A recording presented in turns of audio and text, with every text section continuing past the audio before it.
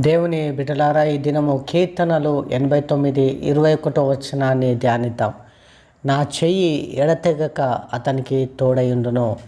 దేవుని నామానికి మహిమ కలుగును గాక. దేవుని బిడ్డలారా, దేవుని యొక్క వాక్యంలో మనం చూస్తూ ఉన్నాం, దేవుని హస్తము మనకు తోడై ఉండి మనని కాపాడును.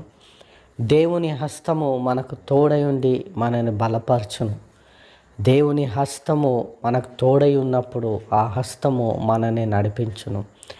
దేవునికి మహిమ కలుగును గాక. దేవుని బిడ్డలారా, మనము దేవుని సన్నిధిలో దేవుని సహాయం అడిగినప్పుడు దేవుడు తన హస్తముతో మనల్ని నడిపిస్తాడని వాక్యంలో మనం చూస్తూ ఉన్నాం.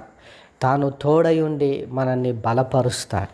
తాను తోడై ఉండి మనల్ని దేవుని బిడ్డలారా లేవనెత్తుతాడు. దేవునికి మహిమ కలుగును గాక. మన ఏ పరిస్థితిలో ఉన్నా, ఎలాంటి పరిస్థితి గుండా వెళ్తున్నప్పుడు దేవుడు మనకు తోడై ఉన్నాడన్న సంగతి మనం మర్చిపోకూడదు. దేవుని హస్తము మనకు సహాయం చేయును అన్న సంగతి మనం మర్చిపోకూడదు. నెహెమ్యా మరి ఆయన ప్రార్థన చేసినప్పుడు దేవుని హస్తము మాకు తోడై ఉన్నందున మేము మరి ఈ పనిని చేయగలుగుతున్నామని అంటాడు.